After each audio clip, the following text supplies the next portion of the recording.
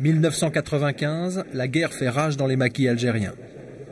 Au sol, les hommes de l'AIS, l'armée islamique du salut, tentent d'échapper au bombardement. Dans le ciel, les hélicoptères de l'armée algérienne attaquent à la roquette.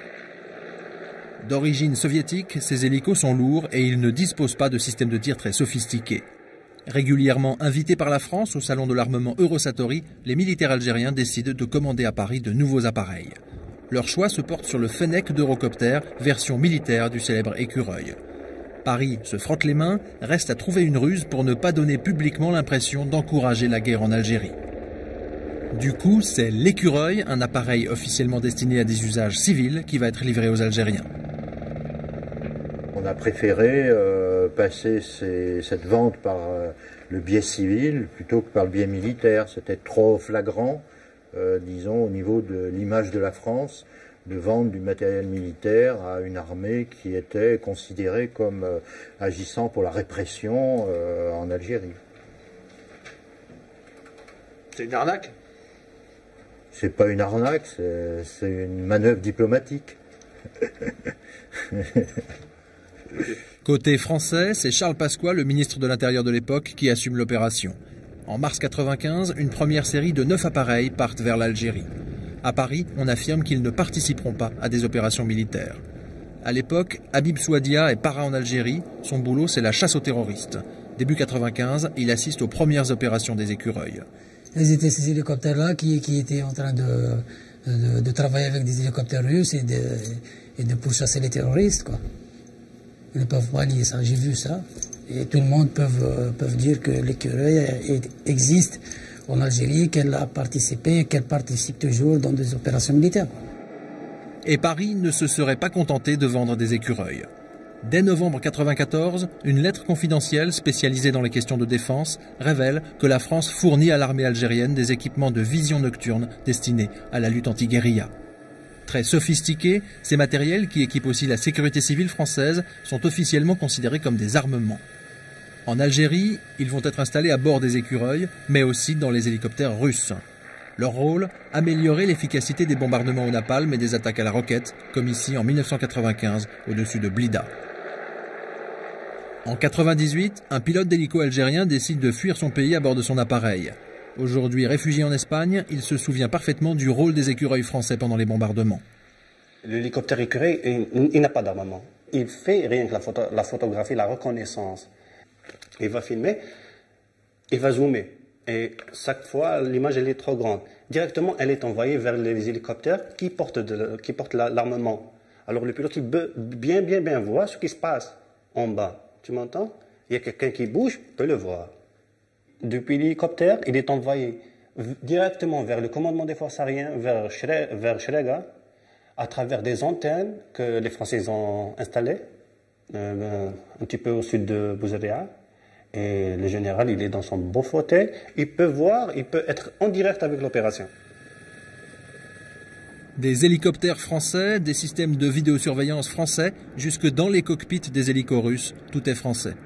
Les chronomètres de la France, les rayons de la France, combinaison jusqu'au casque Guéno, même le grade bordé de la France.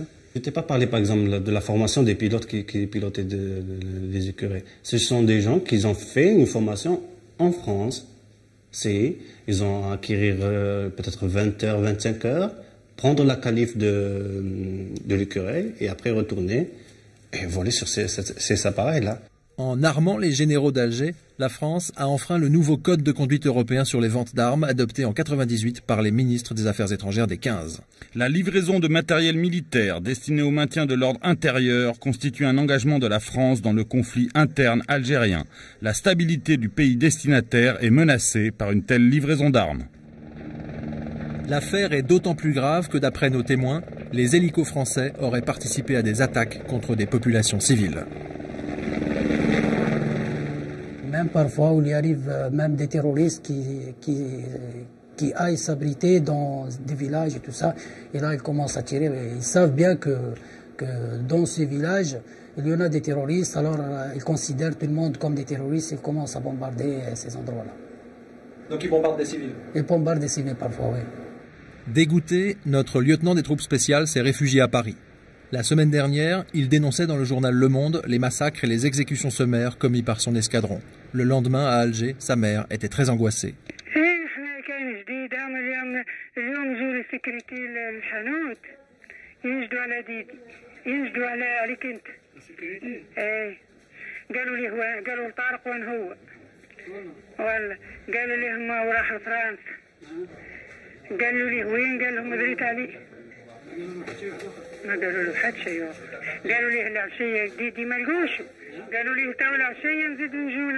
Depuis 92, 10 000 personnes ont disparu en Algérie. La sécurité militaire qui menace la famille de Habib est sous l'autorité de Mohamed Lamari, le patron de l'armée algérienne. C'est avec ce même Mohamed Lamari que Paris négocie actuellement de nouveaux contrats d'armement. Dans la balance des intérêts commerciaux de la France, le soldat perdu Habib Souadia risque de ne pas peser très lourd.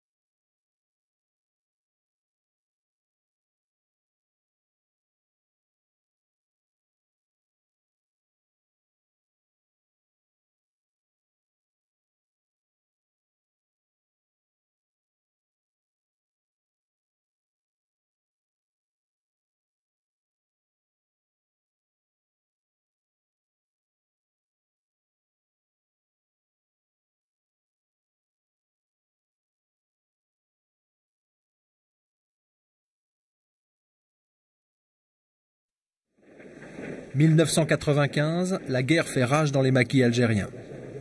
Au sol, les hommes de l'AIS, l'armée islamique du salut, tentent d'échapper au bombardement. Dans le ciel, les hélicoptères de l'armée algérienne attaquent à la roquette. D'origine soviétique, ces hélicos sont lourds et ils ne disposent pas de systèmes de tir très sophistiqués. Régulièrement invités par la France au salon de l'armement Eurosatory, les militaires algériens décident de commander à Paris de nouveaux appareils. Leur choix se porte sur le Fennec d'Eurocopter, version militaire du célèbre Écureuil. Paris se frotte les mains, reste à trouver une ruse pour ne pas donner publiquement l'impression d'encourager la guerre en Algérie. Du coup, c'est l'Écureuil, un appareil officiellement destiné à des usages civils, qui va être livré aux Algériens.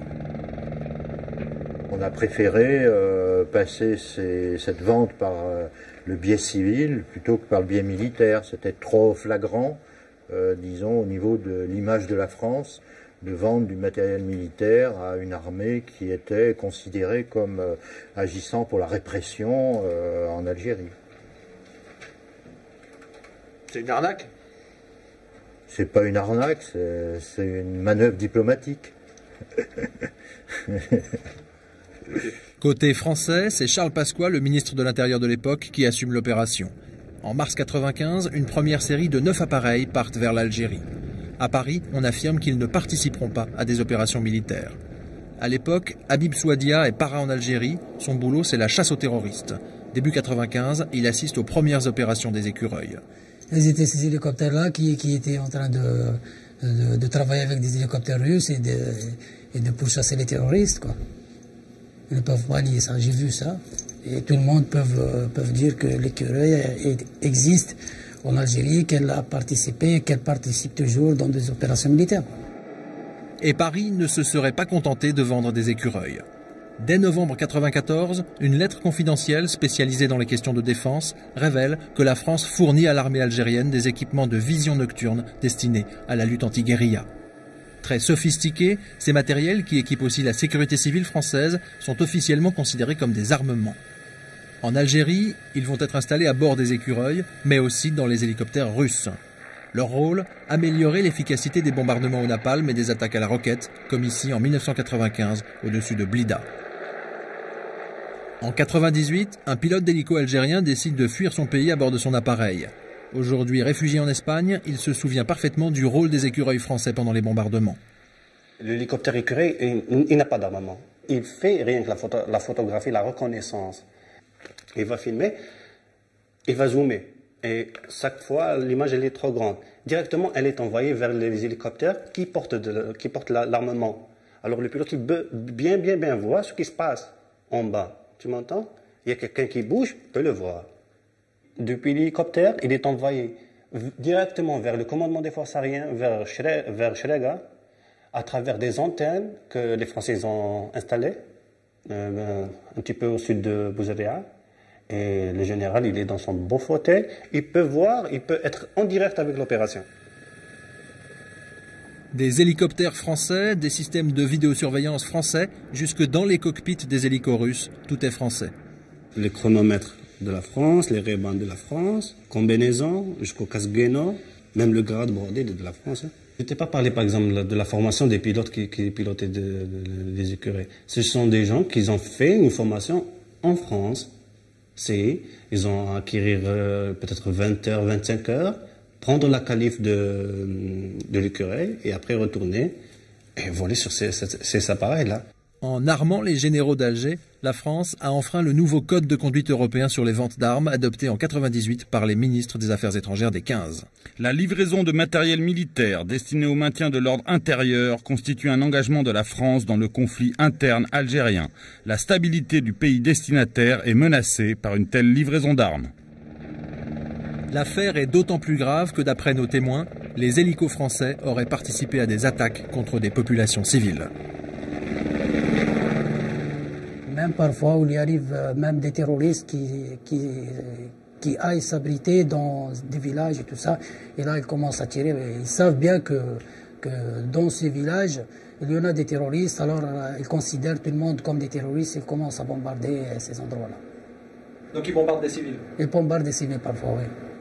Dégoûté, notre lieutenant des troupes spéciales s'est réfugié à Paris. La semaine dernière, il dénonçait dans le journal Le Monde les massacres et les exécutions sommaires commis par son escadron. Le lendemain, à Alger, sa mère était très angoissée.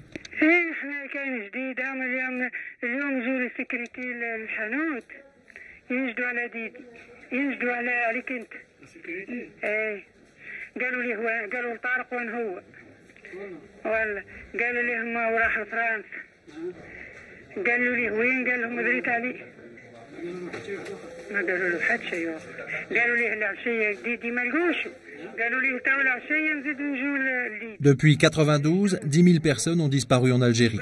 La sécurité militaire qui menace la famille de Habib est sous l'autorité de Mohamed Lamari, le patron de l'armée algérienne. C'est avec ce même Mohamed Lamari que Paris négocie actuellement de nouveaux contrats d'armement. Dans la balance des intérêts commerciaux de la France, le soldat perdu Habib Souadia risque de ne pas peser très lourd.